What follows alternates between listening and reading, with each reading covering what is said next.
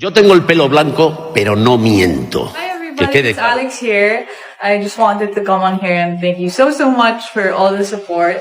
There was a moment of realization where I thought, oh, ang galing ko pala mag-isip. And also at one point in the match, and there were a lot of points where I could. 12 words shattered Spanish television and ignited a revolution no one saw coming. The loudest sound in the world isn't a scream, the roar of a sold-out stadium at match point, or the chaos of a television audience. It's silence. The kind of silence that follows a mistake so profound that everyone in the room knows it can never be undone. In tennis, we're used to noise, the grunts of effort, the screech of sneakers on hard courts, the umpire's steady voice, and the non-stop media cycle of hype and criticism. But what happened this week in Madrid was different. It wasn't a match or a rally. It was a massacre, and not a single ball was struck. Welcome back to Cortiva Tennis, your home for the rawest and most explosive stories from the tour. Today isn't about forehands or backhands, it's about dignity. It's about the moment Filipino phenom Alex Eala walked into the lion's den of Spanish television, confronted a legend of satire, and with just 12 words brought an entire network to its knees. If you think you know Alex Eala, the quiet, hard-working graduate of the Rafa Nadal Academy, think again, because the version of her who walked out of that studio was something entirely different. The young girl who once left the Philippines to chase a dream is gone. In her place stands a woman who just delivered a lesson the European media will never forget. What did El Gran Wyoming say that provoked her? Why did producers reportedly attempt to cut the feed? And what were the 12 words that left the tennis world echoing with respect? This is the story of the calm that stunned the world. To understand the weight of the moment, you have to understand the setting. This wasn't a routine post-match interview with polite questions about serve percentages. This was El Intermedio, a Spanish television juggernaut hosted by El Gran Wyoming, a satirical icon known for his sharp wit, biting cynicism, and talent for making guests uncomfortable. Most people who sit across from him play along. They laugh at the jokes, endure the roasting, and try to survive the segment. Alex Eala was invited for what was supposed to be a celebratory appearance, fresh off her impressive run at the Abu Dhabi Open in early 2026, where she displayed the grit and composure that reflect her Nadal Academy roots. She is currently one of the hottest names in Asian tennis, breaking into the sport's upper tier and drawing international headlines. Spanish media, which often views her as an adopted daughter because of her years training in Mallorca, wanted to spotlight her success. But from the moment she stepped onto the set, the tone felt different. Insiders described the atmosphere as subtly condescending, as if she should feel lucky simply to be there. Wyoming, fully in character as the grumpy, skeptical veteran, skipped the congratulations and opened with jabs. He mocked the growing hype around Asian tennis and joked about her physical stature compared to European powerhouses like Sabalenka and Rybakina. Alex didn't flinch. She offered a calm, media-trained smile and responded in fluent Spanish, a testament to her years in Mallorca. She played along, composed and respectful. But Wyoming kept pushing. He interrupted her answers. He turned to address the audience while she was still speaking. The teasing edged closer to something more uncomfortable, bullying disguised as comedy. Then came the turning point. During a discussion about her recent training block and her decision to skip a smaller European clay event to focus on hard courts, a strategic move for her development, the conversation shifted in a way that changed everything. The decision had been made by her team, a strategic move focused on long-term growth. But Wyoming leaned forward, peering over his glasses with a smirk as the studio lights blazed and the audience waited for the punchline. "Let's be honest, Alex," he said, his tone coated in mock sympathy. "You're a product of the Academy. A marketing dream for Asia. But when the cameras turn off and the Nadal name isn't protecting you, do you really have the bite to survive here? Or are you just a polite guest in a sport that belongs to us?" The gasp that followed wasn't laughter, it was shock. This wasn't satire. It wasn't playful teasing. It was a direct challenge to her legitimacy, a dismissal of every sacrifice she had made, every early morning, every blistered hand, every lonely night spent training in Mallorca far from her family in the Philippines. The implication was clear, that she was a tourist, a brand creation, a temporary visitor in someone else's arena. In most cases, a young athlete confronted like that would crumble. They might force a nervous laugh to ease the tension. They might fire back emotionally and stumble over their words. They might glance off camera, silently asking for rescue. Eala did none of that. The first reaction didn't come from her, it came from the room. The energy drained from the studio. The audience stopped chuckling. Even Wyoming's co-hosts suddenly found their notes fascinating, avoiding eye contact. The boundary had been crossed, and everyone knew it. Alex remained perfectly still. She didn't shift in her chair. She didn't reach for water. She didn't look toward her team. She simply sat there, calm and composed, as the silence grew heavier by the second. She didn't look toward her agent or anyone off camera. She locked eyes with El Gran Wyoming. For 5 long seconds, there was absolute silence. On live television, 5 seconds feels like an eternity. Wyoming's smirk slowly faded. He shifted in his chair and parted his lips, ready to toss out another joke to rescue the moment. But before he could speak, Alex leaned forward just slightly. The movement was subtle, yet powerful enough that the camera instinctively zoomed in. When she spoke, her voice was calm and steady. It wasn't the eager tone of a young prospect. It was controlled, seasoned, the voice of someone who has faced match points against the best in the world and refused to blink. Then she delivered 12 words, cold and precise, slicing through the studio. I do not need your applause. I play only for my country. She didn't raise her voice. She didn't insult him. She didn't list her rankings or defend her resume. She simply dismantled the premise of his attack. I do not need your applause, a quiet rejection of his validation, his platform, his authority. I play only for my country, a declaration of identity and purpose that placed her beyond his reach. Then she leaned back, folded her hands in her lap, and held his gaze. The studio froze. Wyoming, the man known for always having the last word, had none. His mouth opened, then closed. He glanced at the teleprompter, searching for a lifeline that wasn't there. The shift in power was so abrupt it was almost tangible through the screen. He attempted a weak chuckle. Well, clearly the passion is there, he muttered, scrambling for footing. Alex didn't smile. She didn't nod. She simply let the silence return, forcing him to sit in the discomfort he had created. 30 seconds later, the segment ended abruptly. Producers cut to commercial in a jarring, unplanned transition that left viewers stunned. Within minutes, the clip spread across Twitter, then TikTok, then Reddit. The moment was no longer confined to a Spanish studio, it belonged to the world. The reaction online was explosive. Within an hour, the hashtag #RespectEala was trending in the Philippines. By sunrise in Europe, it was climbing the charts in Spain as well. Tennis fans who can argue endlessly about GOAT debates, line calls, and ranking points were suddenly united. One viral post on X read, El Gran Wyoming tried to treat her like a child and got treated like a ball boy. Eala just entered the big leagues today.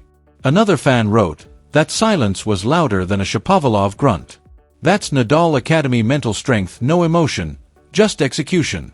Even segments of the Spanish press, typically protective of their television personalities, began questioning the moment. A major outlet ran the headline, Did El Intermedio go too far with Eala? The overwhelming response in the comments was yes. Why did those 12 words hit so hard? Why are we dissecting a single sentence like it was championship point? Because this was never just about a provocative TV host. It was about a narrative that has shadowed Eala throughout her career. The facts matter. Eala is not a marketing creation, she is a grinder. She left the Philippines as a young teenager to live in a dormitory in Majorca. She learned Spanish. She adapted to a new culture. She trained relentlessly under the punishing Spanish sun, absorbing the heavy topspin, physically demanding style of the Spanish Armada while blending it with her own flat, aggressive shot-making. We saw that edge in 2025 at the US Open, when cameras caught her mouthing a passionate word in Tagalog during a tense moment. Some critics tried to spin it into controversy, suggesting she was losing composure. But her supporters, the millions of Filipinos waking up at 3 a.m. to watch her compete, recognized it for what it was: fire. Competitive instinct. The voice of someone refusing to back down. We saw it again in Abu Dhabi in 2026 against Sasnovich in a grueling third set. Eala didn't unravel. She adjusted. She fought through the ugly points, embraced the grind, and closed it out, reaching the quarterfinals of a WTA 500 event and proving her ranking is beginning to reflect her true level. So when a television host, seated comfortably under studio lights, questions her legitimacy, he isn't just challenging her resume, he's dismissing the sacrifices behind it. And that's why those 12 words didn't just silence a studio. They echoed around the tennis world. He wasn't just insulting her, he was dismissing the thousands of unseen hours behind her rise. That's what made Eala's response so powerful. She refused to engage on his level. She didn't defend her resume or start listing credentials. Junior Grand Slam champion, multiple ITF titles, WTA main draw wins. She elevated the conversation. I play only for my country.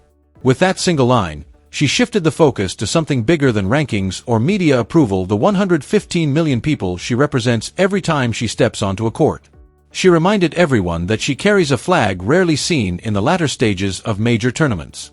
She is a pioneer, and pioneers don't waste energy on cheap punchlines. There's also the Rafa factor.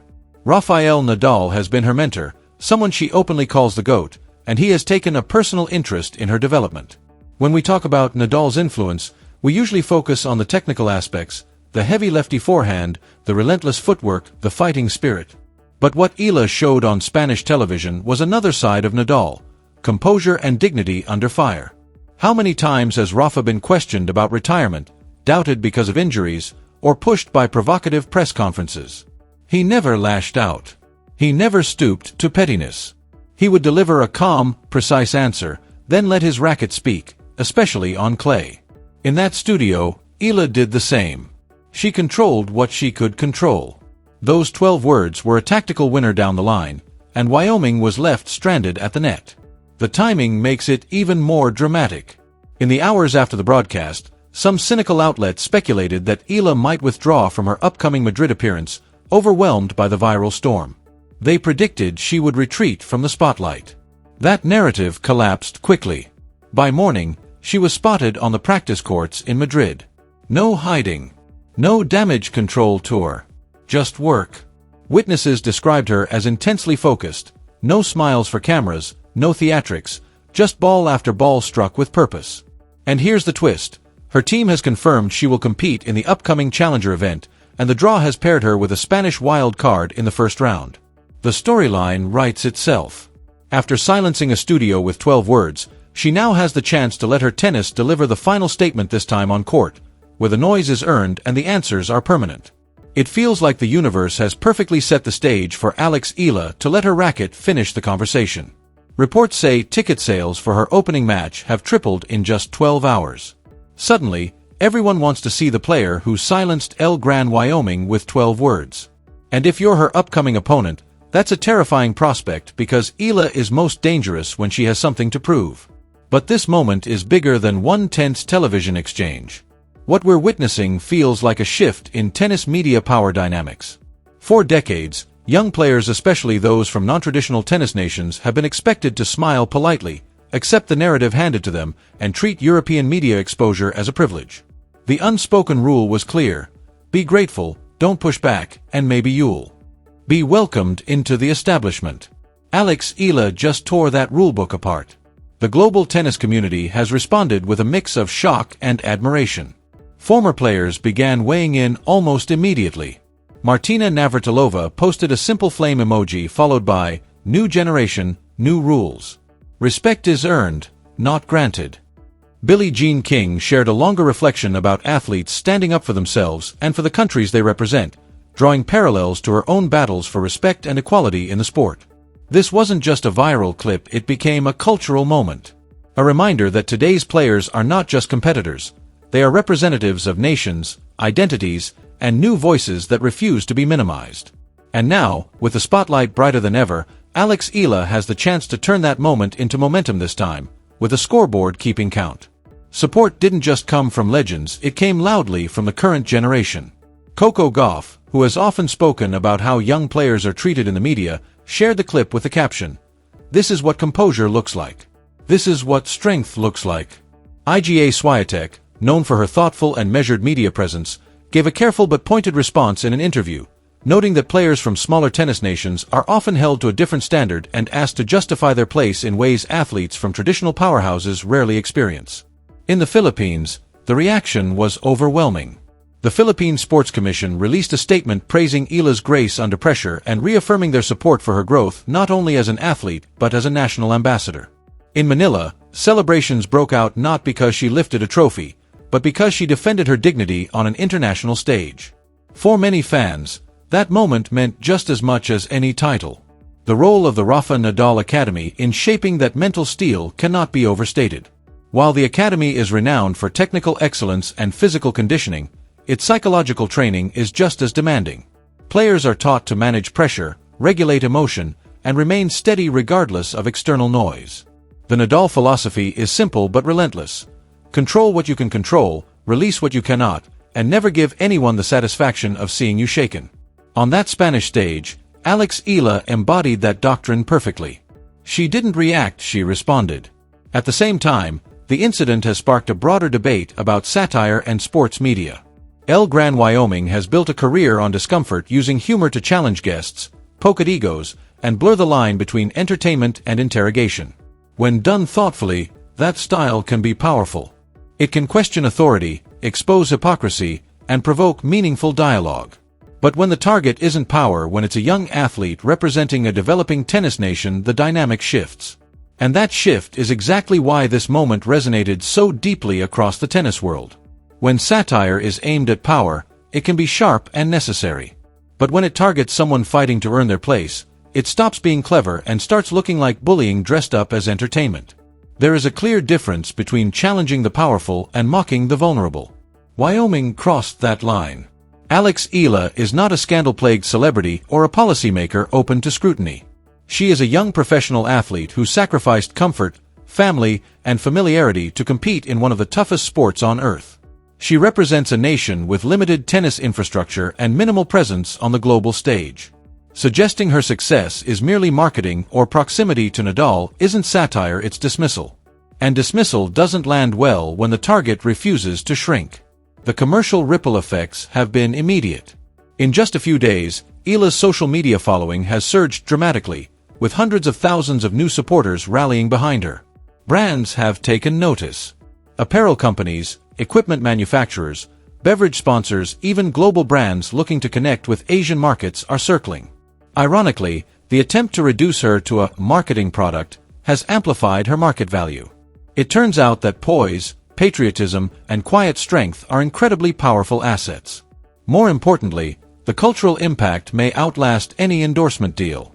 Young players, especially those from countries outside the traditional tennis strongholds, are watching closely. The message is unmistakable. You don't have to tolerate disrespect to succeed. You don't have to laugh along when someone undermines you. You can set boundaries. You can respond with clarity instead of chaos. And if you do it with composure, people will listen. The tennis calendar will move on, as it always does. New tournaments will begin. Fresh headlines will replace old ones. But those 12 words have already altered how Eala is perceived. She is no longer just the promising Nadal Academy graduate or the feel-good story from the Philippines. She is a competitor who understands her value. A professional who commands space rather than asking for it. This moment feels like a transition point. The era of promising junior narratives is over. The 2026 version of Eala is sharper, steadier, and fully aware of her voice and the impact of her silence. By standing firm on live television, she didn't just win a verbal exchange. She symbolically stood up for every overlooked player who has been underestimated in a sport long dominated by traditional powers. Now the stage shifts back to the court. The noise will remain. Critics will remain. But if she continues to respond the way she did in that studio, measured, unbothered, precise, then the tennis world won't have a choice but to respect it. And maybe that's the real legacy of those 12 words. Not outrage. Not viral fame. But a redefinition of belonging. So what do you think, was Wyoming out of line, or was it satire that simply misfired? And was Eala's response the perfect balance of restraint and power? Do you think this newfound confidence will propel Eala into the top 20 this year? Share your thoughts in the comments. I'll be pinning the best responses, especially from our Filipino viewers who have supported Alex from day one. If you enjoyed this deep dive, if you stand with Alex, and if you want real, unfiltered tennis coverage that isn't afraid to call out the nonsense, you know what to do. Smash that like button like Alex smashes a forehand winner, subscribe to Cortiva Tennis so you never miss a beat, and hit the notification bell, because this story is far from over. We'll be right here, bringing you every update. Until next time, keep your head up, let your silence speak, and keep watching the champions.